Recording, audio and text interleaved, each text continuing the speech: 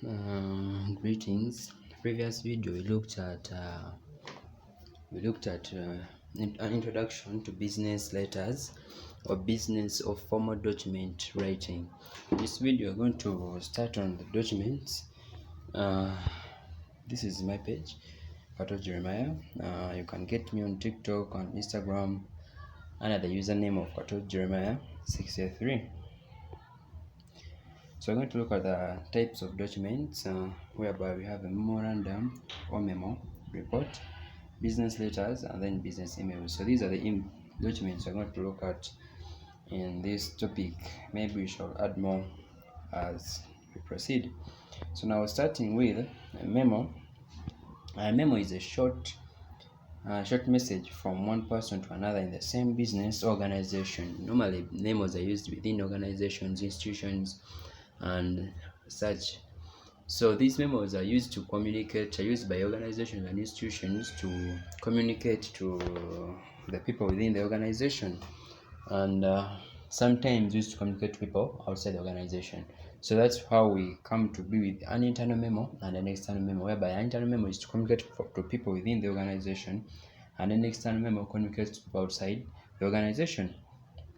So memos from other letters, they don't exception of other letters, they don't have salutation lines, no signature areas at the end.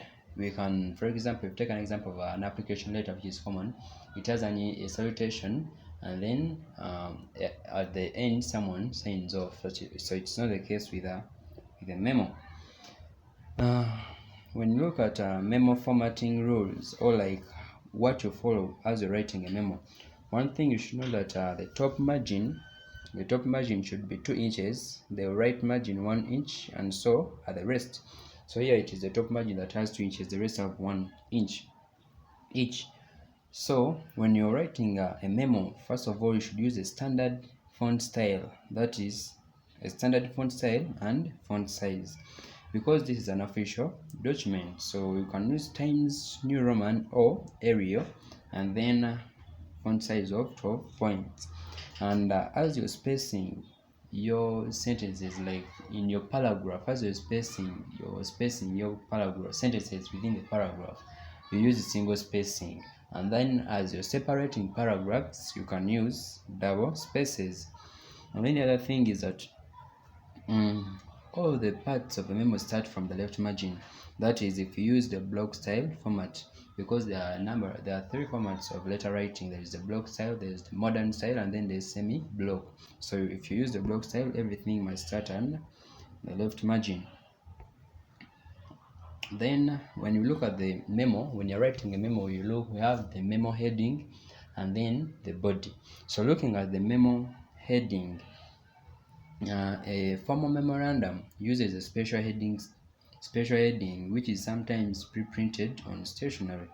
So the words of the heading normally are in caps lock. All of them, they are in caps lock, that is, they are in capital letters, all capital, and then they are bold and followed by a colon and then a double spacing. Sometimes we use the tab to separate this part from this part.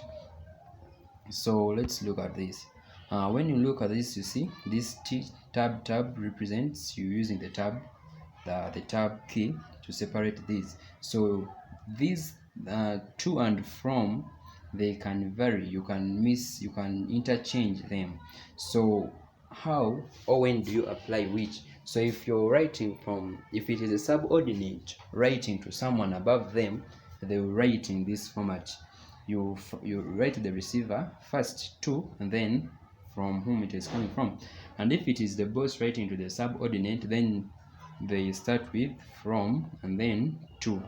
So the other thing is that as someone is writing the author's name, they can choose to add the author's designation just below the name, that is on the next line below that name. And then, so that's all when you look at the heading of a memo. Between these writings, like to, from, and so on and so forth, you can put double spaces. So then notes to remember. What you have to remember as you're writing this is that if someone other than the right of the memo keys the memo, typist initials should be included. That is at the bottom of the memo. If let's say I'm writing a memo, but let's say I write a memo, but I'm not the one who types it. Like I want to send a memo, but I give another person to type the memo. That person's initials, so as typed, that person must include his initials at the bottom as they have typed. And then the other thing, that if you have an attachment or enclosure notation, you must indicate that there are attachments actually attached to this memo, and you do so by typing you indicate that is below the typist initials, double space, and then you indicate with attachment or closure notation to show that there is something else attached. And then the other thing, if someone in addition to who the memo is originally written will be receiving a copy of the memo, you include at the bottom with the CC caption. Like if someone else apart from this person you're sending the memo to is receiving a copy of this memo, you indicate still with a CC at the bottom of the memo. Then the other thing, having looked at the heading of a memo, we are going to look at the body of a memo. So when you look at the body of a memo, the body of a business memo is very similar to the body of a letter, and most principles of letter writing can be applied in writing this part of a memo. So in most cases, the first paragraph in a memo is a purpose or topic statement. In other words, it is recommended that you get to the point without too much of an introduction.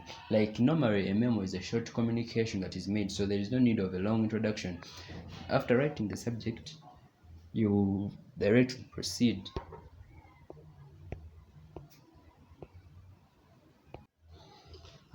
After writing the introduction, after writing the subject, like subject, and then you write your subject, then in the next paragraph you go direct to the purpose where you're writing the memo. So you start with that, and then furthermore in your memo you provide the reader with the necessary background information, including dates, briefly describe the current situation and the related problems. It is sometimes called the discussion segment of a memo. So as you continue, after writing the purpose of writing the memo, you should, let's say, you give the background information. Let's say, for example, as you're writing this memo, there is some document you had, or some letter you had sent prior to writing this memo, and this memo is related to that letter. You can refer to it, as we're going to see in the previous examples of memos we shall be looking at as we continue. And then the other thing you need to consider when you're writing your body is the close. As you close your memo, you must close with a contentious ending that states your request or the action you want your reader to take. Because normally these memos end with a call to action. So your call to action must be clearly put in such that you communicate to your reader what you really want them to do. So that's all about the body. So you must, as you start your body, the first paragraph must state the purpose. Then you continue with giving background information, or if you're referring to any document, you can make it, and then you make your communication, and then you close with a call to action, which must be clearly put out. So the tone you use in the body of your memo depends on who the memo is addressed to. So it should not be too informal, as they are usually considered to be internal documents as well as pieces of business correspondences. So the memo could be blocked or indented, that is depending on which writing style you've chosen to use, either block or semi-block, and so on and so forth. So now